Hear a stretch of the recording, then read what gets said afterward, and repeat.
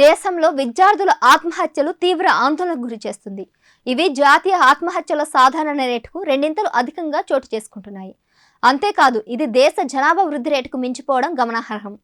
బలవన్మరణాలకు పాల్పడే విద్యార్థినుల సంఖ్య దాదాపు సమానంగా ఉండటం చూడాలి. ఇక్కడ national crime records bureau NCRBI నివేదిక ప్రకారంగా international career and college counselling అనే స్వచ్ఛంద సంస్థ చేపట్టిన అధ్యయనంలో భయంకరమైన విషయాలు వెలుగులోకి వచ్చాయి. విద్యార్థుల ఆత్మహత్యలు భారత్ను వణికిస్తున్న మహమ్మారి పేరిట ఈ నివేదికను బుధవారం విడుదల చేశారు. భారత్లో పెరుగుతున్న విద్యార్థుల ఆత్మహత్యలకు మరో నివేదిక ప్రత్యక్ష సాక్ష్యంగా నిలుస్తోంది. దేశంలో జనాభా వృద్ధి, మొత్తం ఆత్మహత్యల రేట్ల కంటే విద్యార్థుల బలవన్మరణాలే అధికంగా ఉన్నాయని సదరు నివేదిక పేర్కొనడం మనం ఇక్కడ చూడాలి. దేశంలో చాలా మటుకు విద్యార్థుల ఆత్మహత్యల కేసులు నమోదు కానప్పటికీ ఈ ట్రెండ్ కొనసాగడం ఆందోళనకరం. గత 2 దశాబ్దాలుగా వీరి ఆత్మహత్యల వార్షిక రేటు 4% చొప్పున పెరిగినట్టు తాజా నివేదిక వెల్లడించింది. 2 దశాబ్దాలుగా భారత్లో సాధారణ ఆత్మహత్యల రేటు 2% ఉండగా విద్యార్థుల ఆత్మహత్యల రేటు 4%గా ఉంది. విద్యార్థుల ఆత్మహత్యలు ఈ స్థాయిలో ఉండడం ఆందోళన కలిగిస్తుంది. ముఖ్యంగా గత 20 ఏళ్లలో భారీగా పెరిగాయి. 2022లో మొత్తం విద్యార్థుల ఆత్మహత్యల్లో బాలులు, యువకులు 53% ఉన్నారు.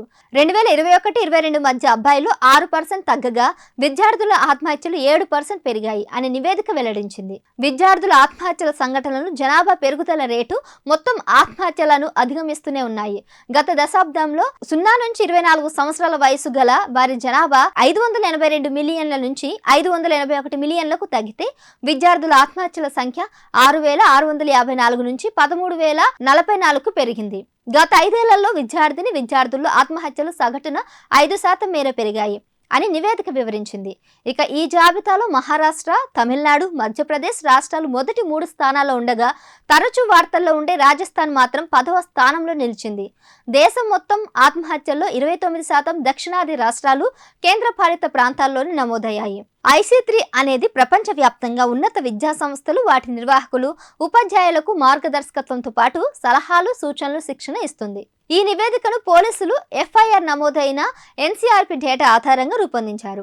పోలీసుల దృష్టికి రాని విద్యార్థుల ఆత్మహత్యల ఘటనలు ఇందులో ఉండవు కాబట్టి వాస్తవ సంఖ్య అధికంగానే ఉంటుంది. 2017 మెంటల్ హెల్త్ కేర్ యాక్ట్ మానసిక అనారోగ్యంతో బాధపడుతున్న వ్యక్తుల కోసం ఆత్మహత్య యత్నాలను నేరరహితం చేసినప్పటికీ రిపోర్టింగ్ పద్ధతులను ప్రభావితం చేస్తూనే ఉంది. అంతేకాకుండా పటిష్టమైన సమాచార సేకరణ వ్యవస్థ లేకపోవడం వల్ల వ్యత్యాసం ఉంది. ముఖ్యంగా పట్టణ ప్రాంతాలతో పోలిస్తే గ్రామీణ ప్రాంతాల్లో రిపోర్టింగ్ తక్కువగా ఉంటుంది అని అది తెలిపింది.